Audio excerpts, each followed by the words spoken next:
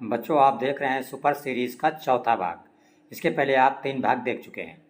तो आज चौथे भाग में जो हमने पहला मोस्ट इम्पॉर्टेंट क्वेश्चन लिया है, ये आपके यूपी बोर्ड एग्ज़ाम में कई बार पूछा गया है। अदर बोर्ड के बच्चे भी इसको देख के तैयारी कर सकते हैं।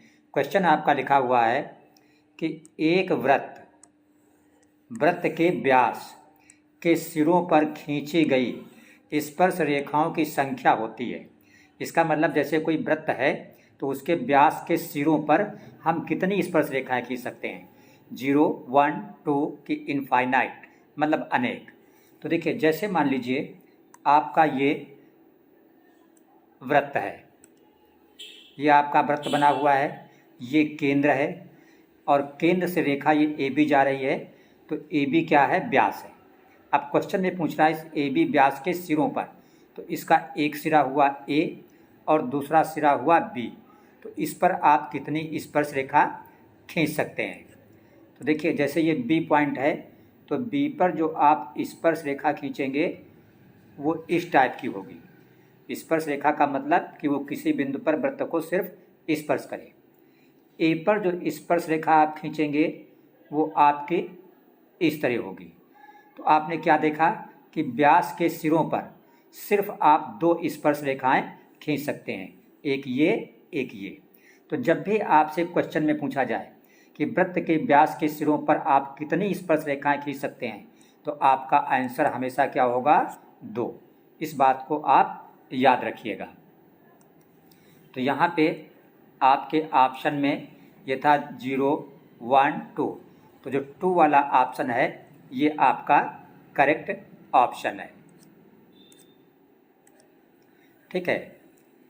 और इसी जगह अगर आपसे मान लीजिए ये बात पूछी जाती कि किसी वृत्त पर हम कितनी स्पर्श रेखाएं खींच सकते हैं, तो जैसे यही वृत्त बना हुआ है तो 1, 2 और ये तीसरी हो गई जो वृत्त को यहाँ पे टच कर रही है, और ये चौथी हो गई जो वृत्त को यहाँ पे टच कर रही है। इसका मतलब किसी वृत्त पर हम ज़्यादा से ज़्यादा सिर्फ 4 स्पर्श रेखाएं खींच सकते हैं। तो आपने क्या सीखा? जब भी पूछा जाए वृत्त के व्यास के सिरों पर कितनी स्पर्श रेखा खींच सकते हैं, तो ध्यान रखिए आपका आंसर होगा 2। अगर पूछा जाए वृत्त पे कुल कितनी स्पर्श रेखाएं खींच सकते हैं, तो आपका आंसर होगा 4। और इसी जगह अगर आपसे ये पूछे कि किसी वृत्त के बाह्य बिंदु से उस वृत्त पर कितनी स्पर्श रेखा खींच सकते हैं, तब भी आपका आंसर होगा 2। कैसे? जैसे मान लीजिए ये कोई आपका वृत्त है, ये उसका केंद्र हो गया और वृत्त के बाहर ये बिंदु P है, तो आप इस P बिंदु से इस वृत्त पर एक स्पर्श रेखा खींच सकते हैं ये, और दूसरी स्पर्श रेखा खींच सकते हैं ये। तो जब भी पेपर में पूछे कि वृत्त के बाह्य बिंदु से किसी वृत्त पर कितनी स्पर्श रेखा खींच सकते हैं, तब भी आपका जवाब होगा 2। और हमेशा ध्यान रखना कि वृत्त के बाह्य बिंदु से जो वृत्त पर स्पर्श रेखाएं खींची जाती हैं ये 2 होती हैं, और इन दोनों की लंबाइयां आपस में क्या होती हैं? बराबर होती हैं। अगर ये 3 सेंटीमीटर है तो ये वाली भी 3 सेंटीमीटर हो गई। तो अब कोई भी क्वेश्चन पूछा जाए आप उसका सही जवाब दे सकते हैं। अब देखेंगे आप क्वेश्चन नंबर 2, दूसरा क्वेश्चन। तो दूसरा क्वेश्चन आपका लिखा हुआ है, देखिए दूसरा क्वेश्चन है, लिखा है एक परिमेय संख्या और एक अपरिमेय संख्या, इसका योग क्या होता है। ठीक है, ये आपका ऑप्शन दिया है, परिमेय होगा कि अपरिमेय होगा कि दोनों का मतलब परिमेय भी अपरिमेय भी या कोई नहीं। तो जैसे मान लीजिए ये 3 क्या है? परिमेय संख्या, और √3 क्या है? अपरिमेय। तो अगर इन दोनों को आप जोड़ोगे तो क्या बन जाएगा? 3 + √3, तो ये क्या हो गया? अपरिमेय।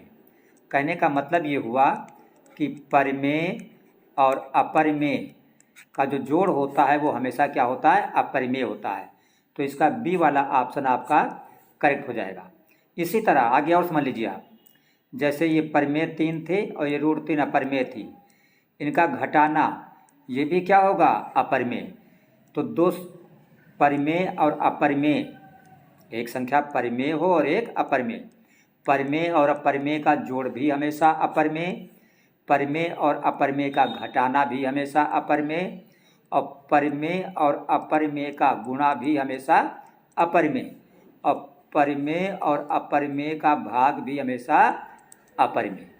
चारों बात आप याद रखेंगे, ठीक। तो यहाँ पे चूंकि आपसे परिमेय अपरिमेय का जोड़ पूछा गया था तो आप लिख देंगे अपरिमेय। अगर कहता परिमेय अपरिमेय का घटाना क्या होता है, अंतर क्या होता है, तब भी अपरिमेय। अगर पूछता परिमेय अपरिमेय का गुणा क्या होता है, तब भी अपरिमेय। अगर पूछता परिमेय अपरिमेय का भाग क्या होता है, तब भी जवाब अपरिमेय। तीसरा क्वेश्चन आपका लिखा है x - 2 बराबर 0 और y + 6 बराबर 0, y + 6 बराबर 0 का प्रतिच्छेद बिंदु है। तो ये चार ऑप्शन दिए हैं। तो बिंदु का मतलब होता है x और y का मान। तो जैसे एक है आपका x - 2 बराबर 0 और दूसरा है y + 6 बराबर 0। तो यहाँ पे हमने लिखा है x - 2 बराबर 0, तो इससे x बराबर क्या हो जाएगा, जब -2 इधर जाएगा तो ये क्या हो जाएगा, +2। और दूसरा है y + 6 बराबर 0, तो y बराबर +6 इधर जाएगा तो क्या हो गया, -6। तो जब हम बिंदु लिखते हैं तो सबसे पहले लिखा जाता है x का मान और फिर लिखा जाता है y का मान। तो x हमारा आया है 2 और y हमारा निकला है -6। तो प्रतिच्छेद बिंदु हमारा हुआ 2, -6। ये हो गया इस सवाल का आंसर, 2, -6। तो 2, -6 कहाँ लिखा है, यहाँ पे डी वाले में। तो इस सवाल का आपका डी वाला ऑप्शन करेक्ट है। देखिए चौथा क्वेश्चन आपका है, लिखा है a1x + b1y + c1 बराबर 0 तथा a2x + b2y + c2 बराबर 0 का अद्वितीय हल है। तो दो समीकरणों का अगर हल अद्वितीय है तो ध्यान रखिएगा हमेशा a1/a2 और b1/b2 क्या होता है, नॉट इक्वल। तो अगर a1/a2 b1/b2 नॉट इक्वल है तो इसका मतलब क्या है, अद्वितीय हल। चाहे कहिए अद्वितीय हल और चाहे कहिए एक हल। तो ये वाला इसका आंसर करेक्ट होगा। तो जैसे यहाँ पे आपके ऑप्शन लिखे हुए हैं, ये देखिए a1/a2 नॉट इक्वल b1/b2। तो इस क्वेश्चन का सी वाला ऑप्शन आपका करेक्ट माना जाएगा, बाकी ये सब ऑप्शन इसके गलत हैं, ठीक है। तो इसको याद कर लीजिए कि जब भी अद्वितीय हल होगा, या दूसरे शब्दों में अद्वितीय हल या एक हल तभी होगा जब a1/a2 और b1/b2 बराबर ना हो, नॉट इक्वल। देखिए पांचवा क्वेश्चन है आपका, लिखा है 5x² - 3x + 2 बराबर 0 के मूलों का योग क्या होगा।